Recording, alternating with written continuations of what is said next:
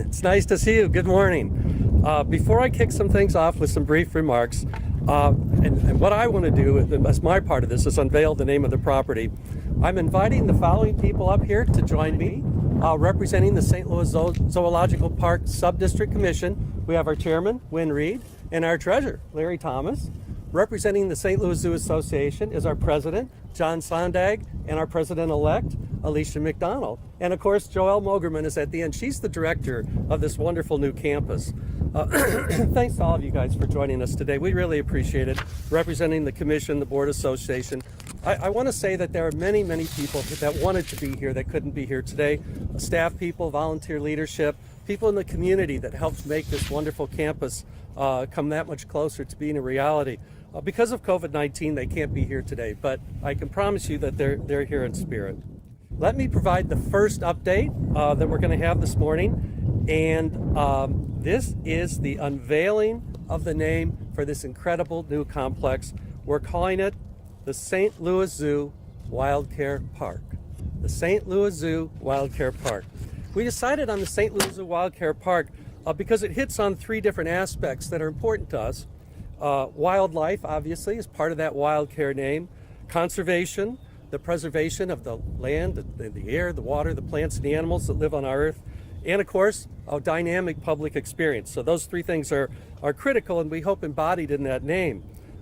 With the two campuses, we'll still have one common mission, and that mission has been essentially unchanged for over 100 years. I'll read it to you. The mission of the St. Louis Zoo is to conserve animals and their habitats through animal management, research, recreation, and educational programs that support and enrich the experience of the public. So, what's behind the name St. Louis Zoo WildCare Park? The word wildcare is not new for the St. Louis Zoo. Back in 2004, we named our conservation institute the WildCare Institute, and that was when we first began to centralize our zoo's conservation efforts. Now our field conservation efforts have grown. They represent 17 different conservation centers worldwide, all of them founded on the same basic fundamental principles: wildlife management recovery, conservation science with applied conservation action, and working with communities, because we know that if we don't have the buy-in and the participation of the local community, our conservation efforts will not flourish and they simply won't continue. So 5 of our centers focus on conservation right here in the state of Missouri, and we're very proud of those. We use the word park very deliberately. It helps describe a guest experience that the public can expect when they come to the St. Louis Zoo WildCare Park. We want to create an abundance of those kinds of outdoor opportunities where people can connect with nature, outdoor activities, attractions, and nature adventures. So, I think park summons those ideas to mind. Now, I do want to say that COVID-19 may have slowed us down some in terms of the planning, the initial efforts that we had hoped would be accomplished by now. But there are many things that we've been able to advance, and we feel comfortable sharing that we estimate a public opening in 2026, as early as 2026. Now, I've gotten the question about the public opening a lot. Let me just say it again, as early as 2026. I think that's wonderful. I think it's maybe a round of applause for 2026 is a great idea. So there's a lot of work ahead of us, and we want to do this right. We'd rather do it right than fast. So we conducted a lot of public experience surveys. We did studies, we did surveys of tourists, we did surveys with area residents. We'll continue to seek public input as we move down the road of developing the different public experiences here at the St. Louis Zoo WildCare Park. In the meantime, we're going to be doing this sort of the fundamental things we have to do: zoning and traffic studies and perimeter fencing, and hopefully at some point we'll have animals out here on a pilot basis that you'll be able to see. Now, the St. Louis Zoo WildCare Park actually features 2 completely different entities, but they're, I think, highly synergistic. The first is what the public will experience. That's a unique outdoor adventure that I've been talking about a little bit, an adventure that sends guests on a safari through herds of animals roaming. If you could see these gently rolling grassy kind of plains behind me, these beautiful meadows, and also through our forests. We have very, very extensive forest on this property. And I'd like to invite you to imagine going out there and seeing a herd of giraffe, or going out to the north side of the property and being surrounded by rhinoceros. You know, a herd of giraffe is called a tower of giraffe, and you're really not going to ever experience it until you're right next to them. And a herd of rhinos is called a crush of rhinos. And when you get in your vehicle and they crush around you, I think that that's going to be an incredible experience. You might find yourself silently kayaking up to unwary zebra back in that part of the park over there. Maybe disembarking from your safari truck to have a truly close-up experience. It's more than a safari. I think visitors will be able to explore our forests on trails, and for the more adventurous among you, maybe high up in the forest canopy on those aerial adventures, we'll be able to, I think, create a wonderful, massive indoor-outdoor experience. If you've been on the property, we have a huge building about the size of 5 basketball courts, and what we'll do there is bring you the best of what zoos and science centers and natural history museums have to offer, combined into one special place. There'll be no place like it anywhere. It's never been done before. For those who want the ultimate outdoor adventure, there's tented camping here, and of course glamping, which is glamorous camping, camping at its most luxurious, camping at its finest. So there's many things that we're envisioning for the public experience right now. At this time, I'd like to invite Commissioner and Chair Wynn Reed to share more on the second important component for this campus. Before we have Wynn come up, we're going to unveil this sign. Let me step down here.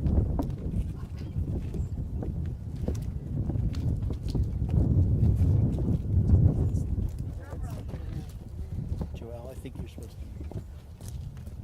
You ready? Okay, on 3. 1, 2, 3.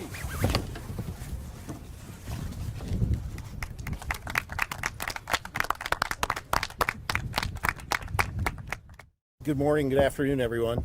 At this time, I'd like to ask Jerry and Judy Kent and their family to get a front row viewing of the next unveiling. Dr. Bonners and Mogerman, will you please assist them? All right, while everyone is getting positioned, I'd like to share a little bit about the Kent family. Jerry Kent is a serial entrepreneur and founder of several area businesses, including Charter Communications, TierPoint, Staylock Storage, and Sequel 3.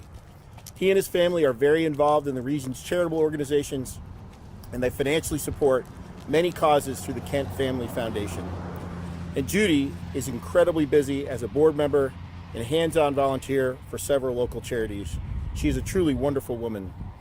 Jerry served as the chairman of the Zoological Park Subdistrict Commission before me, and I've learned a ton from him over the years. He truly performed his duties in an exemplary fashion, and not only earned my respect and gratitude, but that of the entire commission. We cannot thank Jerry enough for his service as chair of the commission. Under his leadership, there were so many successes that the zoo was able to achieve, but I won't get into all those today because it would frankly take us all day. Soon, Jerry will end his term as immediate past chair, but I don't think that'll end his involvement with the zoo. He and his family want the zoo to succeed, and today is proof of that intent. Today, the zoo is thrilled to announce a leadership gift that will bring our dream of a conservation and animal science center one step closer to reality. Dr. Mogerman, Drs. Bonner and Mogerman, would you please do the honors and remove the thing? Thank you. Longtime zoo supporters, the Kent family, will place their name on a significant part of the new campus, the Kent Family Conservation and Animal Science Center.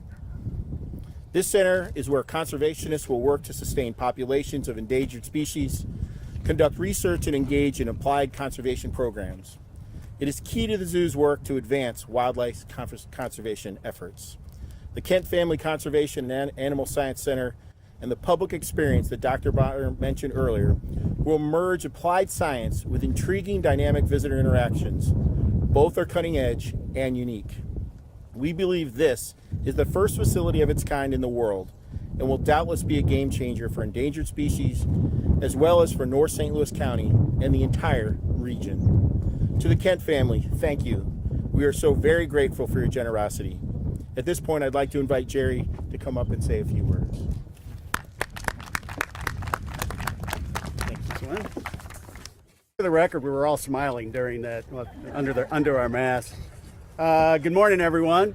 Wynn, thanks for the kind words. Really appreciate it. And on behalf of my family here today, which includes my wife, Judy, our children, Matt and Rachel, Matt's wife, Dr. Anna Kent, and Rachel's significant other, Daniel Schlein, I want to thank everyone for joining us. I also want to make a very special thanks to Mother Nature. You know, when you schedule something for mid-December in St. Louis, you never know what you're going to get. Today is perfect, and it certainly makes an event like this much easier and safer in this crazy pandemic world that we find ourselves in. Now, our family has a very special attachment to the zoo, and we're thrilled that the Kent family is able to participate in these major initiatives. We're providing capital to build and expand a unique and cutting-edge conservation and science center for the St. Louis Zoo, and it's by far the most important commitment ever made by the Kent Family Foundation. You know, Judy and I were born and raised here in St. Louis. I often say I was born here, they're going to bury me here. Hopefully no time soon. But we certainly believe that the zoo is the crown jewel for St. Louis. And together with our children, we've been involved in the zoo. We volunteered our efforts, and of course, we have visited the zoo many times throughout the years. But one tradition does stand out among the rest. For over 2 decades, my children and I, and now joined by our grandson and a group of friends, we visit the zoo every Thanksgiving Day. We take in all that the zoo offers, we talk, we laugh, we have a great time, and we're amazed at the diversity of animals and celebrate the many reasons we have to be thankful. But every time I walk around the zoo, there's one somber theme, and that's the fact that there's way too many signs describing the habitat and characteristics of the animals, indicating that they are either endangered, rare, or near extinction. And now we can do something about it. The St. Louis Zoo is already one of the leaders in the world in conservation. And my family is proud to partner with the zoo's outstanding leadership team to create a center that will make the zoo second to none in conservation breeding and research to stem the growing list of threatened animals. We really want to stop the spread of the warnings on those signs. Now, just as important, year after year, the zoo is the #1 tourist attraction in St. Louis, and that really results in a major boost to the economic impact for our metropolitan area. We're happy to fuel the expansion of that economic growth by basing this new center right here in North St. Louis County. We're really excited to help zoo leadership combine the Conservation Center and Wildlife Park into a new hub for growth, investment, tourism, and advancing animal conservation. It's probably pretty clear that my family is one of the biggest fans of the zoo, and we're thrilled to help secure its leadership position for generations to come. And now, let me introduce someone who's going to make most of these amazing things happen. No pressure. Director of the St. Louis Zoo WildCare Park, Dr. Joel Mogerman.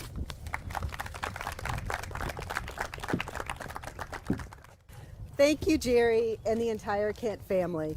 Your generosity is really going to help us advance our wildlife conservation efforts. We're most appreciative. I know that there's a lot of interest in learning about what animals we plan to have here, but that'll have to wait for another day.